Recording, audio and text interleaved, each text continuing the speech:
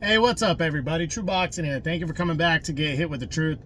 So today we are doing the WBA Champions Report, as this is the 5th edition of 2024 for the World Boxing Association Champions Report, where I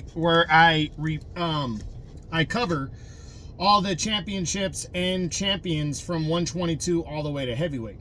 Now, before we get into that, if you could smash the like button, leave a comment, or subscribe to the channel, I really do appreciate any and all support that I can get as I continue to build my channel here. So, this one, we're going to, again, we start at 122 and move our way all the way up. I do the WBA last for a couple of reasons. I actually do all the governing bodies based on how long they've been around.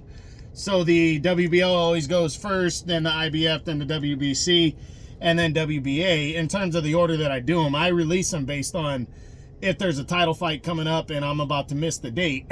So anyways, let's get into the WBA and all their champions from 122 to heavyweight. We start with 122 pounds. The reigning WBA and undisputed super bantamweight champion is Naoya Inoue, the Monster.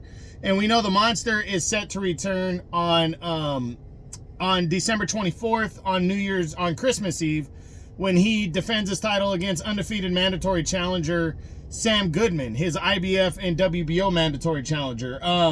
Anyway, this is going to be the third defense of his title this year. He fought at the beginning of September, dominating TJ Doheny, the former champ, stopping him in 6 rounds. There was talks about him fighting Junto Nakatani, but now that's become like a fight they want to build towards, to make a huge super fight in Japan for that one. So this one's going to be good. December 24th, Christmas Eve in Japan on ESPN+, Inoue and Goodman for the undisputed super bantamweight title. I'll give my prediction on that fight when I do my breakdown video at the beginning of December on that. Next, at 126, the reigning undefeated champion there is Nick Ball. Nick Ball returned in October and made the first defense of his world title that he won back in June, when he took on veteran former world title challenger Ronnie Rios and dominated Ronnie Rios over 10 rounds before the fight was stopped. Ball scored a couple knockdowns in that fight. Rios was competing, but he just was outgunned. Nick Ball is just a superior fighter, and he outworked him and outdid him. Big win for Nick Ball as he remains undefeated and all that. Now, it's up in the air on what Nick Ball is going to do next. He's not going to return before the end of the year, but is the WBA going to allow him to unify belts? People are talking about Angelo Leo, the new IBF champion, or will the WBA order him to fight Shushu Carrington? Carrington last fought against Soleimani Segawa, and kind of got a lackluster decision win there. He didn't look great. He actually got dropped from number 1 to number 2 after that fight. Excuse me. Stephen Fulton Jr. got bumped up to number 1, but Stephen Fulton looks like he's moving over to have a rematch with Brandon Figueroa for the WBC title now. So a lot of moving pieces. The last mandatory title fight was back in March, when Ray Ford and Otabek Kolmatov fought for the vacant belt. So will Nick Ball be granted the right to try to unify if him and Angelo Leo can work out a deal? I'm hoping so. I really am hoping so, because I really like that fight. But we should know by the end of year Champions Report what's going to happen with the WBA featherweight title. Next, at super featherweight, 130 pounds, well, Lamont Roach Jr., the champion, has decided he's going to move up to 135 lightweight and challenge Tank Davis for the lightweight championship. So we do not know. We know there's an interim champion now at 130, but outside of that, there is no news on when the WBA 130-pound title is going to be on the line. So hopefully, if that fight takes place between Roach and Davis on December 14th, as originally planned, we should know by the end of year Champions Report, maybe moving forward, what Roach is trying to do. Hopefully they have some kind of direction. But if that fight gets pushed off into early 2025, we're not going to know what Roach is going to do for quite a bit at 130. So we'll keep you posted. Hopefully we hear something. At 135, Tank Davis, as I just said, he's fighting Lamont Roach Jr. next. We just don't know exactly when. It's supposed to be December 14th. That's still on the schedule right now for December 14th on Amazon Prime pay-per-view, but it hasn't been officially. They're still working it out. Davis and Roach might join Benavidez and Morrell in January on a huge card then. So we'll see what happens, but we do know it's going to be Tank and Roach. If the fight takes place, I'll be doing my Champions Report. I'll be doing my breakdown video and giving my prediction on that fight then. Next at 140, the reigning champion there is Jose Valenzuela. Valenzuela looks like an immediate rematch with Isaac Cruz is going to happen. They're trying to figure out when. Right now, the talk is that if Tank Davis and Benavidez remain split on split cards and don't fight on the same card, that Valenzuela and Cruz would take place January 25th on the Davis and Morrell undercard as the co-feature. That's the talk right now. This fight is not official, though. Again, the PBC is working out what they are going to do next, so we'll keep you posted. Hopefully by the end of your Champions Report, we have this fight finalized and good to go. It's not going to take place in 2024, though, the rematch. It'll take place in 2025 sometime. Next at 147, the reigning undefeated champion is Imanta Stanionis. We know Stanionis has been ordered by the WBA to fight Shakram Gashev or something. He's been ordered to fight as WBA mandatory. That fight's going to go to a purse bid in November. Hopefully by the end of your Champions Report, we know when that fight is going to take place and where. Probably going to take place on one of these PBC pay-per-view undercards. Again, hopefully we find out by the end of your Champions Report what Stanionis is doing next. Next at 154, the reigning undefeated WBA champion there is Terrence Bud Crawford. We know Crawford is still in talks with Canelo. There's also, but there's rumors that Canelo is going to fight Artur Beterbiev, or he's interested in fighting Artur Beterbiev. Crawford is hopefully going to fight somebody, and I'm hoping by the end of your Champions Report, we know who it's going to be. So I'm predicting that we will know which direction Crawford's going to go in, but we'll see by the end of your Champions Report. Next at 154, super welterweight. I just did 154. Next at 160, middleweight. The reigning champion there is Erislandy Lara. He returned on September 14th and fought for his first time since 2017 in 2 fights in a calendar year. He took on Danny Garcia. Kind of broke Garcia down. It wasn't overly impressive, but it ended up being a 9th round stoppage win. I think it was more mental on Danny Garcia's part than the physical. But Lara got the victory and retained his title. There hasn't really been any talk about what Lara's going to do next. I'm hoping a unification bout with Carlos Adames can be worked out since they're both with the PBC. I think that would be good, but we'll see. We'll see what goes down. That's what I'm hoping for, but right now we do not know for sure. Next at hopefully by the end of your Champions Report, we have a bit of a clear direction on if Lara and Adames or whoever Lara is going to fight, because he's also got Shane Mosley Jr. as his #1 contender now in the WBA, so you might want to capitalize on that name recognition type stuff right there. So we'll see.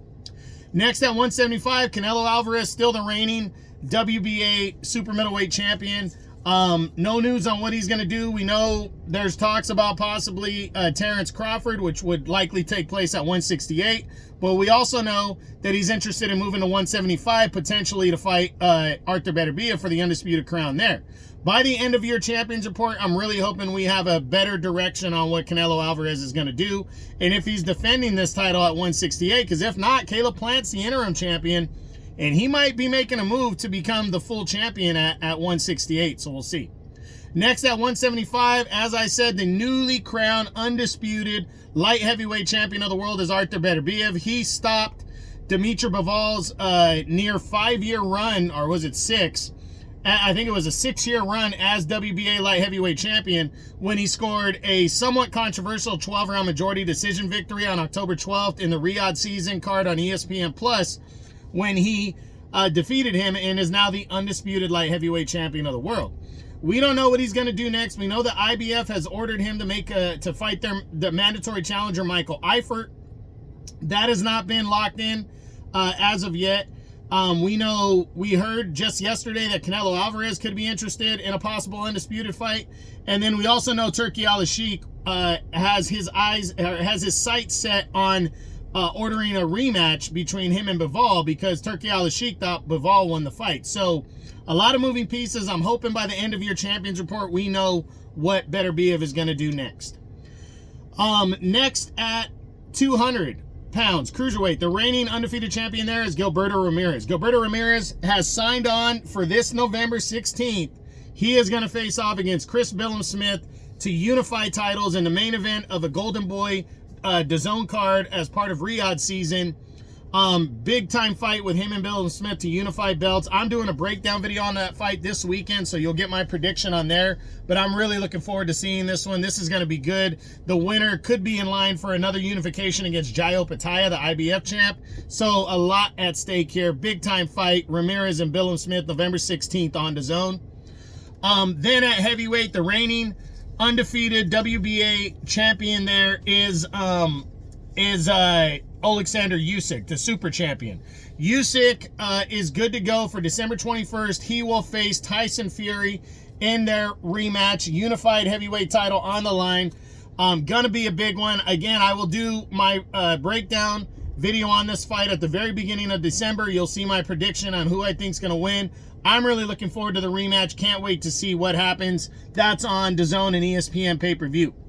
Lastly, there's two regular champions that I haven't discussed. At 175 light heavyweight, David Morrell is the reigning WBA regular light heavyweight champion, a belt that he won, a vacant belt that he won back in August when he beat Hot Rod Kalajic. David Morrell looks to be in line to fight David Benavidez. It looks like this fight has been agreed to in principle, and it's gonna happen. Right now, the likely date is January 25th. Of 2025, but they're trying to work out a deal to see if Benavidez and Tank Davis are going to share a card, or if Benavidez and Morrell are just going to fight alone. This would basically lock down a mandatory challenger if the regular belt would be on the line, and Benavidez's interim title in the WBC would be on the line as well. So a lot riding on this. Hopefully by the end of the year Champions Report, we have that fight locked and loaded and ready to go. And then finally, we have the heavyweight regular title that is held by Mahmoud Char. He is going to finally supposedly defend his title on December 7th in a mandatory effort against former world title challenger Kubrat Pulev. I'm picking Char to win the fight on December 7th. I'm not doing a breakdown. I think it's a joke that the WBA heavyweight belt has a regular title attached to it. He got that right in a court case. Again, I think it's a joke, but this fight is happening December 7th. It is relevant because it's part of the heavyweight crown, sadly. But December 7th, Char and Pulev for the WBA regular belt. And that's it. That's what I got. That is my WBA Champions Report, the end of the year one. A lot of WBA titles are going on the line. I will try, let me see. Let me take a look back real quick. You have November 16th, Gilberto Ramirez and Chris Billum-Smith for the cruiserweight title, actually to unify belts. That is a big one right there. Other titles, Inoue, the Monster, on Christmas Eve, defends against Sam Goodman, the undisputed super bantamweight title. The lightweight title, Gervonta Davis and Lamont Roach Jr. could be taking place December 14th. Sorry guys, drawing a blank here. And then, as I said, I already did the cruiserweight belt, the regular heavyweight title, Char and Pulev on December 7th, and then the heavyweight championship of the world, Usyk and Fury 2 for the unified heavyweight championship of the world. Gonna be big. Can't wait to see all these. Again, this was the 5th edition of 2024 of the WBA Champions Report. I hope you enjoyed the video. If you did, smash the like button, leave a comment, or subscribe to the channel. I appreciate any and all support. This is True Boxing, and you've been hit with the truth.